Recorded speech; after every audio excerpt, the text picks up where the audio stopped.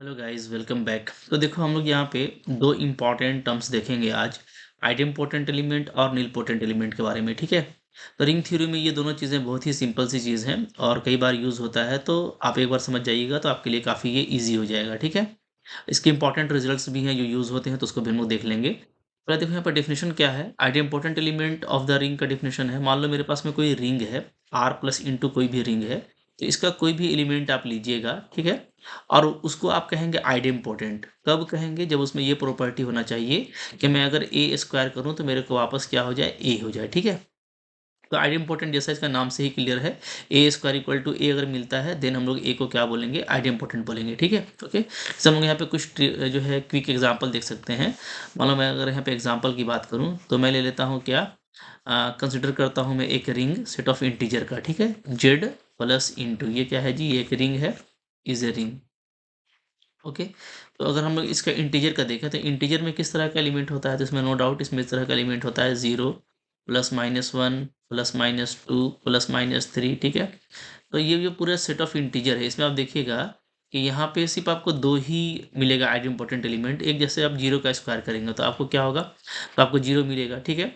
तो ये idempotent element है। इसी तरीके से आप वन का स्क्वायर करेंगे तो आपको क्या मिलेगा, आपको वन मिलेगा। ठीक है। इसके अलावा कोई भी एलिमेंट का आप स्क्वायर करेंगे तो आपको वही एलिमेंट नहीं मिलेगा। ठीक है। मैं कह सकता हूँ कि जो आइडेम्पोटेंट एलिमेंट है, ठीक है, idempotent element, idempotent elements in set of integer. Set of integer में क्या क्या है, सिर्फ दो ही है, एक आपका जीरो है और आपका ये वन है। ठीक है। तो जीरो और वन जो है ना, ये आपका आइडेम्पोटेंट एलिमेंट है और इसको हम लोग ट्रिवियल आइडेम्पोटेंट एलिमेंट बोलते हैं। इसलिए कि जीरो और वन आपको अगर जीरो और वन मौजूद है रिंग में तो जीरो आपको ऑलवेज मिलेगा और वन भी मिलेगा। ठीक है।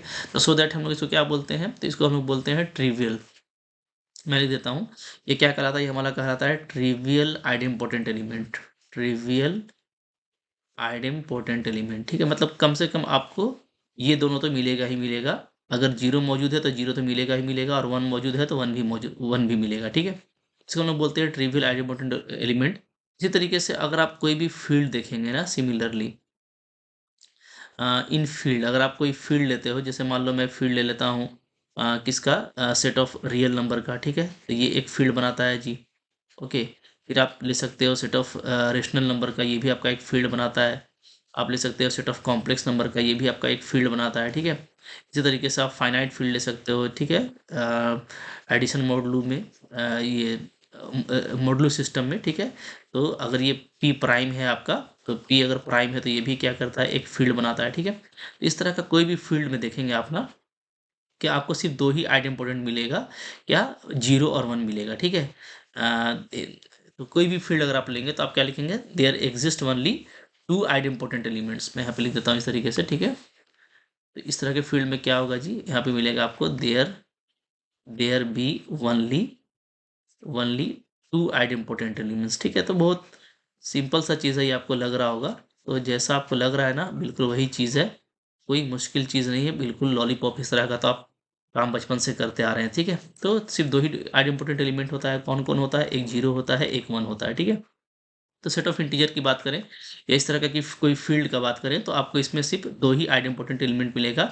इनफैक्ट ये देखो, एक प्रॉपर्टी है कि किसी भी इंटीग्रल डोमेन में सिर्फ यही दोनों आइडेम्पोटेंट एलिमेंट होता है। ठीक है। हाँ, इसके अलावा आप जब जैसे यहाँ पे पी आपने प्राइम लिया, ठीक है, अगर आपका यहाँ पे पी प्राइम नहीं होगा, कंपोजिट होगा, तो ये जो सेट ऑफ इंटीजर होता है रेसिड्यू मॉडुलो एन में, तो वहाँ पे आपको फिर जीरो और अलावा वन के अलावा और भी आपको मिल सकते हैं आइडेम्पोटेंट एलिमेंट। इसको हम लोग यहाँ पे रिजल्ट में देख लेते हैं। ठीक है। तो कुछ यहाँ पे इंपॉर्टेंट रिजल्ट उसको भी देख लिया जाए। तो यहाँ पे देखो क्विकली दो इंपॉर्टेंट रिजल्ट हम लोग देख सकते हैं यहाँ पे। ठीक है। कौन कौन सा रिजल्ट है जी, तो पहला आपका ये है कि अगर कोई इंटीग्रल डोमेन है तो उसमें सिर्फ आपको दो ही आइडेम्पोटेंट एलिमेंट मिलेगा, जीरो और वन, जैसा कि मैंने आपको बताया। ठीक है। और अगर ये है आपका, तो आप कह सकते हो आसानी के साथ में कि अगर मैं ले लेता हूँ, ठीक है, कोई फील्ड का बात करूँ। ठीक है। तो एल्सो अगर हम किसी फील्ड का बात करें, इन फील्ड, तो फील्ड भी चूंकि क्या है, एक इंटीग्रल डोमेन है। ठीक है। फील्ड आपका एक इंटीग्रल डोमेन होता है, तो which is an integral domain, which is an integral domain. तो कोई भी फील्ड अगर है तो फील्ड में भी क्या होगा, केवल आपको दो ही आइडेम्पोटेंट मिलेगा। ठीक है। There be there be only two idempotent elements 0 and 1, ठीक है। आइडेम्पोर्टेंट एलिमेंट्स, और वो क्या क्या होगा, वो आपका 0 होगा और 1 होगा, ठीक है। बात समझ में आ रही है? तो ये ऊपर में आपको क्लियर हो गया। दूसरा जो है ना रिजल्ट यहाँ पे काफ़ी इंपॉर्टेंट है, वो है क्या? वो है देखो, अगर आप यहाँ पे इसमें बात करोगे, ठीक है, number of idempotent elements in set of integer residue modulo n. तो अगर हम लोग मॉडुलो सिस्टम में देखेंगे ना, तो यहाँ पे अगर जेड एन की बात करें, जो कि under addition modulo N multiplication modulo N एक रिंग है, तो इसमें जो नंबर ऑफ आइडेम्पोर्टेंट एलिमेंट है ये 2 का पावर के होगा, ठीक है। ये एक इंपॉर्टेंट रिजल्ट है। ये आपको एग्जाम में या एमसीक्यूज में पूछा जाता है। तो आप क्विकली जो है number of idempotent element find कर सकते हैं, ठीक है, set of integer residue modulo N में। आपको सिंपली क्या करना है, तो यहाँ पे जो k है ना, 2 का पावर k, तो k क्या है? k है number of distinct prime factors of n। n का आपको डिस्टिंक्ट प्राइम फैक्टर लेना है, ठीक है। वो जितना होगा वो आप 2 का पावर कर देंगे तो आपको निकल जाएगा। इसमें यहाँ पे आपको एग्जाम्पल दिखाता हूँ, ठीक है। मोहब्बत से एग्जाम्पल कीजिए। यहाँ पे एग्जाम्पल देखिए। एग्जाम्पल अगर हम बात करें, ठीक है, लेट मैं ले लेता हूँ क्या, Z8 ले लेता हूँ, ठीक है। तो Z8 में कितना एलिमेंट होता है जी? तो यहाँ पे एलिमेंट होगा आपका 0 1 2 3 4 5 6 और 7, ठीक है। यहाँ पे कितने एलिमेंट होते हैं? अब आप देखिएगा कि इसमें अगर मैं यहाँ पे n हमारा क्या है, 8 है, ठीक है। तो आपको सबसे पहले क्या करना है, 8 को प्राइम फैक्टर में तोड़ना है, तो 2 का पावर 3 तोड़ दिया जाएगा, ठीक है। सिर्फ यहाँ पे आपको एक ही प्राइम फैक्टर मिल रहा है 2। तो मैं यहाँ पे अगर बोलूँ कि नंबर ऑफ प्राइम फैक्टर कितना है, तो नंबर ऑफ प्राइम फैक्टर, ठीक है, जो भी आपका रहेगा, जैसे आपका यहाँ पे 8 था ना, तो 8 में कितना दिया, ओके। तो यहाँ पे ये फॉर्मूला अप्लाई करेंगे तो हम लोग क्या बोलेंगे, हम बोलेंगे therefore number of idempotent element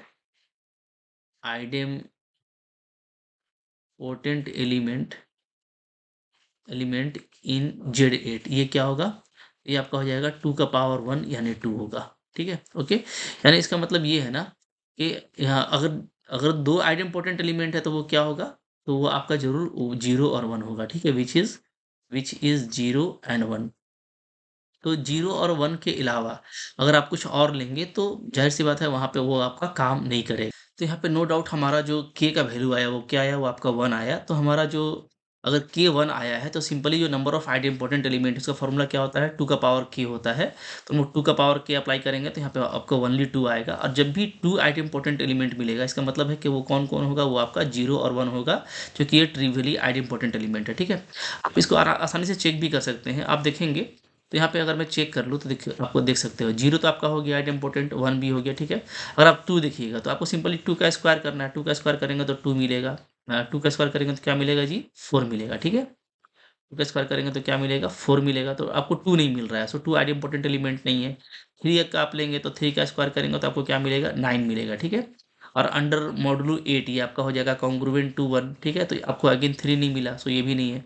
4 को आप चेकआउट करोगे तो 4 का स्क्वायर क्या होता है, 16 होता है, ठीक है। अंडर मॉडुलो 8 ये क्या हो जाएगा, ये आपका हो जाएगा 0, ठीक है। 4 नहीं आया तो 4 भी नहीं होगा। इसी तरीके से आप देखोगे 5 का स्क्वायर करोगे तो आपका ये होता है 25, ठीक है। और अंडर मॉडुलो 8 ये कॉन्ग्रुएंट टू 1 होगा। तो 5 नहीं मिल रहा है मेरे को, 5 का स्क्वायर 5 मिलता तब तो ये आइडेम्पोर्टेंट होता। सो 5 भी आपका आइडेम्पोर्टेंट नहीं है। 6 का स्क्वायर आप करेंगे, ठीक है, तो आपको मिल जाएगा 36। और 36 को आप 8 से देखिएगा, 8 मॉडुलो में तो क्या हो जाएगा, ये आपका 4 के कॉन्ग्रुएंट होगा, ठीक है, ओके। तो आपका अगेन ये भी क्या है, ये भी आपका आइडेम्पोर्टेंट नहीं है। 7 को देखिएगा आप, तो 7 का स्क्वायर क्या होता है जी, 49 होता है, ठीक है। मॉडुलो सिस्टम 8 में क्या होगा, ये कॉन्ग्रुएंट टू 1 होगा। अगेन आपका ये भी आइडेम्पोर्टेंट नहीं है, तो सिर्फ 2 ही आइडेम्पोर्टेंट एलिमेंट हुआ यहाँ पे, क्या, 0 और 1। अब देखो यहाँ से एक बात और पता चला कि ऐसा नहीं है कि जेड एन के केस में, ठीक है, जब भी आपको 2 मिलेगा तो आप उसको क्या बोलेंगे, फील्ड बोलेंगे, ठीक है। जैसे देखो Z8 यहाँ पे फील्ड नहीं है, तो यहाँ पे मैं यहाँ पे आपको एक रिजल्ट मिल रहा है, ठीक है। क्या एक रिमार्क है, एक रिमार्क्स आप याद रख सकते हैं, ठीक है, कैसे कि फॉर, ऐसे आप कर सकते हो, ठीक है, फाइनाइट फील्ड, ठीक है। ये इसको देखो इस तरीके से कर देते हैं, ज़्यादा ज़्यादा बेटर रहेगा, क्योंकि हम लोग ये देखें ना कि क्या बोलते हैं कि फील्ड के पास में, ठीक है, आइडेम्पोर्टेंट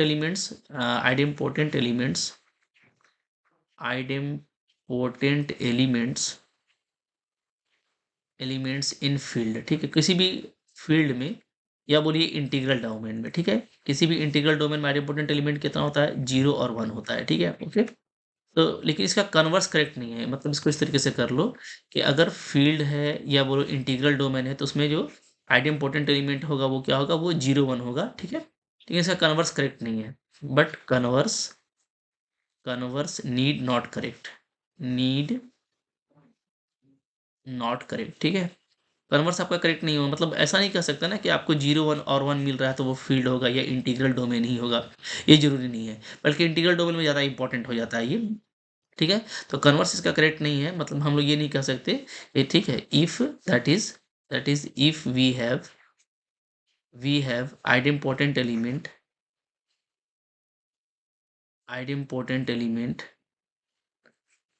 0 1, ठीक है, 0 1 अगर मेरे को मिलता है आइडेम्पोर्टेंट एलिमेंट, मैं यहाँ से नहीं कह सकता कि नेसेसरली क्या होगा कि ये इंटीग्रल डोमेन ही होगा, ठीक है।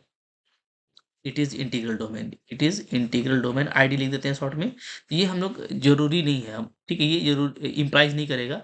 और यहाँ पे आप एग्जांपल देख रहे हो, ठीक है, ऊपर में आपको एग्जांपल मिला, आप देख सकते हो कि जो Z8 होता है हम लोग का, ठीक है, चूंकि यहाँ पे 8 क्या है, एक कंपोजिट नंबर है, तो आपको पता है कि इसके पास में 0 डिवाइजर्स है, ठीक है। हम लोग 4 और 2 को मल्टीप्लाई करेंगे तो ये दोनों नॉन जीरो वैल्यू है और इसका प्रोडक्ट क्या आ जाएगा, 0 आ जाएगा, ठीक है। तो Z8 क्या है जी, तो Z8 जो है आपका एक आपका इंटीग्रल डोमेन नहीं है, ठीक है, is not an integral domain, ये आपका इंटीग्रल डोमेन नहीं है, ठीक है, बट स्टिल हैव, लेकिन इसके पास क्या है, लेकिन इसके पास आप देख रहे हो कि ओनली ट्रिवियल आपके आइडेम्पोर्टेंट एलिमेंट है, but still have only trivial idempotent elements. बात समझ में आ रही है, ठीक है। तो ट्रिवियल आइडेम्पोर्टेंट एलिमेंट का मिलना इस बात की गारंटी नहीं है कि वो इंटीग्रल डोमेन या फील्ड ही होगा, ठीक है। हम लोग देख रहे हैं कि ट्रिवियल, अच्छा, इसी तरीके से आप देख सकते हो सेट ऑफ इंटीजर को, सेट ऑफ इंटीजर क्या है, उसके पास में भी सिर्फ ट्रिवियली आइडेम्पोर्टेंट एलिमेंट होता है 0 1, ठीक है, बट वो फील्ड नहीं है। तो फील्ड से ज़्यादा स्ट्रॉन्ग यहाँ पे इंटीग्रल डोमेन की बात की जाएगी, कि इंटीग्रल डोमेन में हम लोग ये याद रखते हैं ना कि अगर कोई इंटीग्रल डोमेन है तो उसके पास में 2 ही आइडेम्पोर्टेंट एलिमेंट होगा। तो कन्वर्सली करेक्ट नहीं है, ऐसा नहीं कि आप कहीं पे भी देखें कि दो ही आइडेम्पोर्टेंट एलिमेंट मिल रहा है जो कि ट्रिवियली 0 और 1 है, तो हम उसको इंटीग्रल डोमेन नहीं कह सकते, और उसका बेस्ट एग्जांपल यहाँ पे आपको मिल गया, ठीक है। ठीक है जी, तो ये एक इंपॉर्टेंट बात है जो आपको याद रखना है। अच्छा, हम लोग यहाँ पे ये देखने वाले थे कि 0 और 1 के अलावा भी आइडेम्पोर्टेंट एलिमेंट होता है, तो मैं यहाँ पे एक एग्जांपल आपको 2 लेकर के दिखा रहा हूँ, ठीक है। हम चलो ले लेते हैं यहाँ पे क्या, Z6 ले लेते हैं। तो Z6 में कैसा कैसा एलिमेंट होता है, तो आपको पता है 0 1 2 3 4 5 ऐसा होता है, ठीक है। यहाँ पे आप देखिएगा तो यहाँ पे हम लोग n क्या लिए हैं, n हम लोग 6 लिए हैं। प्राइम फैक्टर में तोड़ोगे तो आपका 2 और 3 आ जाएगा, ठीक है। यानी यहाँ पे जो number of prime distinct prime factor है वो 2 है, ठीक है। हम लोग क्या कहेंगे, नंबर ऑफ जो प्राइम फैक्टर्स है, डिस्टिंक्ट प्राइम फैक्टर्स, वो कितना है जी, वो आपका 2 है। 2 पीस है, एक 2 है एक 3 है, ठीक है, तो 2 पीस है। सो यहाँ पे 2 ले रहे हैं। यहाँ पे हम लोग कहेंगे देयरफॉर क्या होगा, therefore number of idempotent element, number of idempotent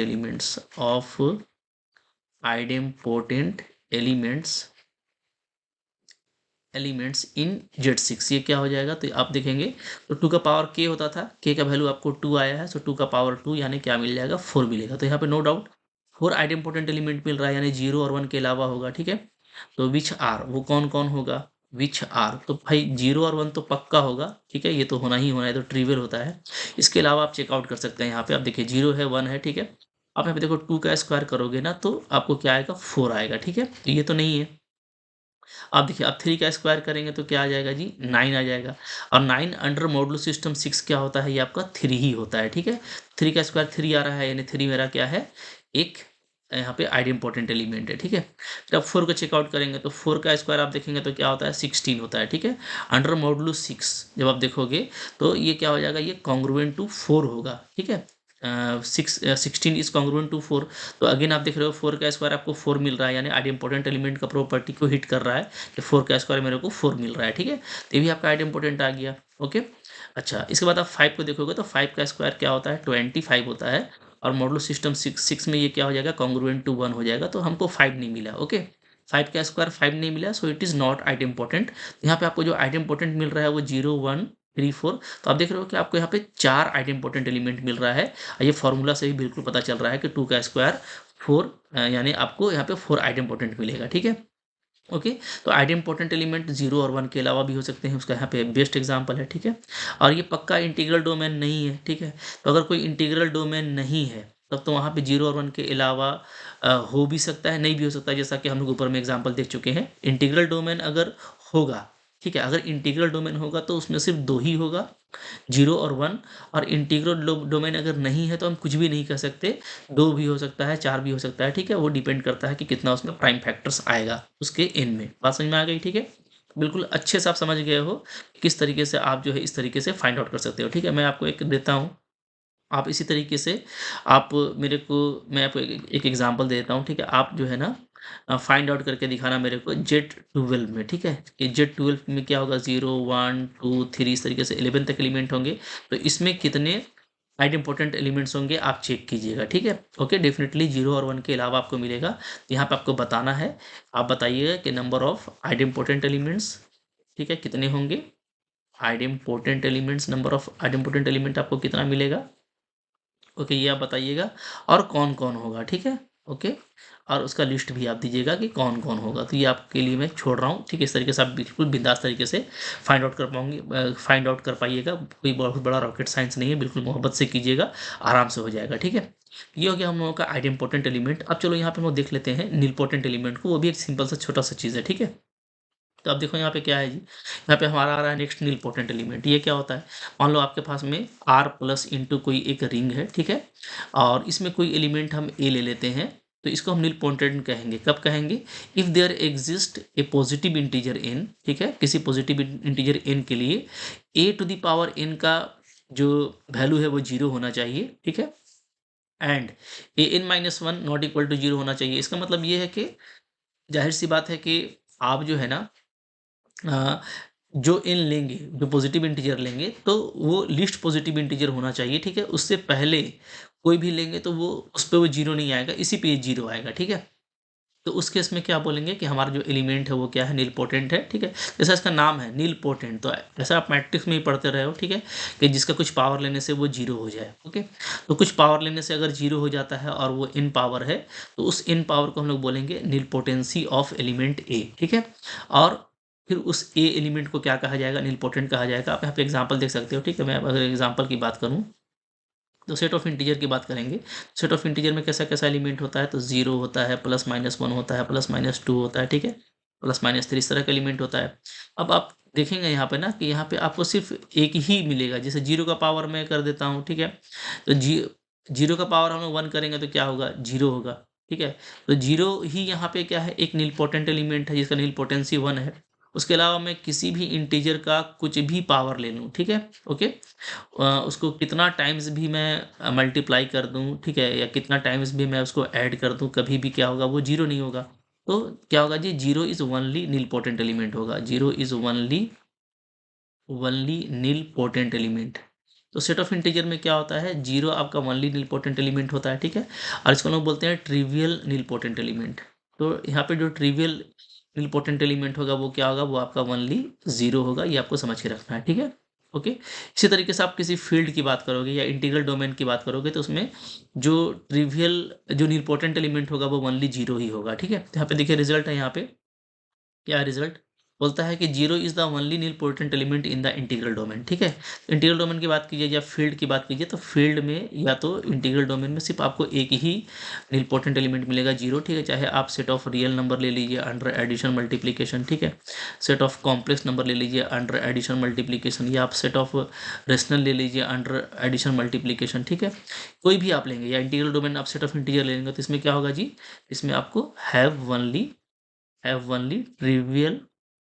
trivial nilpotent element, इसमें सिर्फ आपको ट्रिवियल जो नीलपोटेंट एलिमेंट है, ठीक है, 0 सिर्फ आपको वही मिलने वाला है।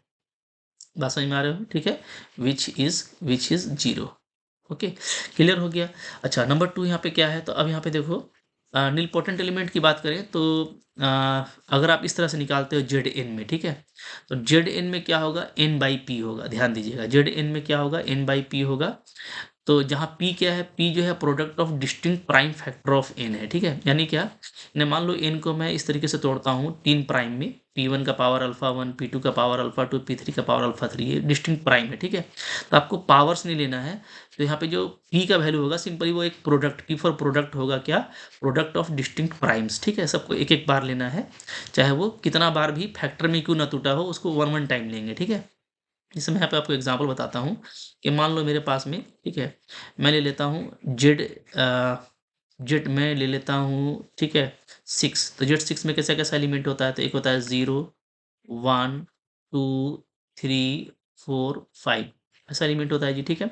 अब आप यहाँ पे देखिएगा कि यहाँ पे अगर मैं 6 को तोड़ता हूँ, इन मेरा क्या है 6 है, प्राइम में तोड़ेंगे तो 2 इंटू 3 आ जाएगा, ठीक है। तो यहाँ पे जो प्रोडक्ट है P, वो भी आपका 2 3 ही होगा, क्योंकि हमको क्या लेना है, हमको पावर वन वन टाइम लेना है, तो वन वन टाइम्स ही पावर आया था इसका फैक्टर में, ठीक है। तो वन वन टाइम्स लेंगे तो P आपका 2 3 हो जाएगा। तो यहाँ पे अगर आप देखोगे तो नीलपोटेंट एलिमेंट क्या होगा, तो number of nilpotent element, therefore number of nilpotent element, nilpotent element, ठीक है, ये क्या हो जाएगा, तो आप देख सकते हो n बाई पी थे ना, तो यहाँ पे आपका n बाई पी। अच्छा, अब यहाँ पे n भी मेरा 2 3 या 6 है और p भी 6 है, तो ये कैंसिल होकर के 1 आ रहा है, ठीक है। और 1 जहाँ आएगा, अगर एक ही नील पोटेंट एलिमेंट है तो वो क्या होगा, वो आपका ट्रिवियल जीरो होगा, ठीक है। विच इज ट्रिवियल जीरो, आपको सिर्फ जीरो मिलेगा। अब अच्छा, सिर्फ जीरो मिलेगा, ओनली जीरो, ठीक है, which is trivial zero, clear है।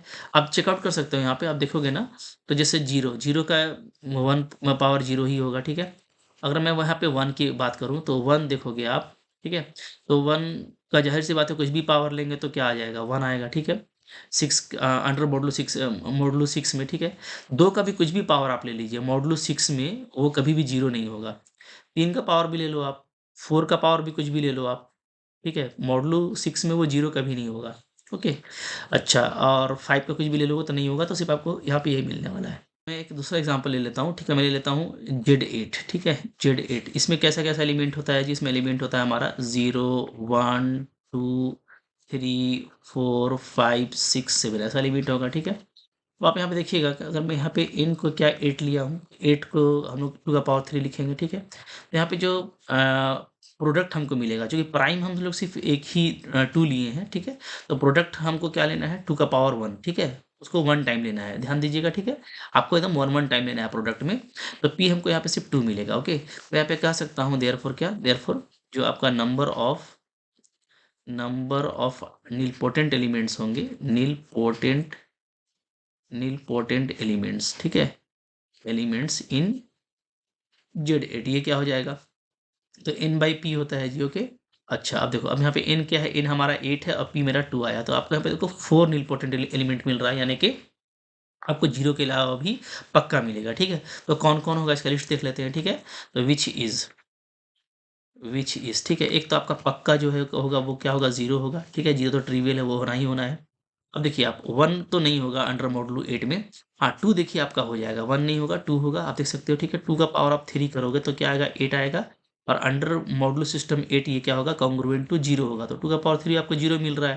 तो यहाँ पे आपको 2 क्या है, एक नील पोटेंट एलिमेंट है, ठीक है। इसका नील पोटेंसी अगर बात करें, यहाँ पे जो नील पोटेंसी ऑफ 2 होगा, नील पोटेंसी ऑफ 2 वो क्या होगा, वो 3 होगा, ठीक है।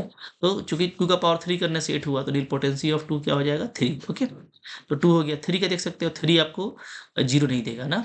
अच्छा, 4 देख सकते हैं, 4 का पावर अगर मैं करता हूँ 3, ठीक है, तो 4 का पावर 3 क्या हो जाएगा जी, 64 हो जाएगा, और 64 अंडर मॉडुलो 8 क्या हो जाएगा, आपका 0 के इक्वल हो जाएगा। तो 4 का पावर 3 0 हो रहा है, तो इसका मतलब कि 4 भी मेरा क्या है, नीलपोटेंट एलिमेंट है, ठीक है।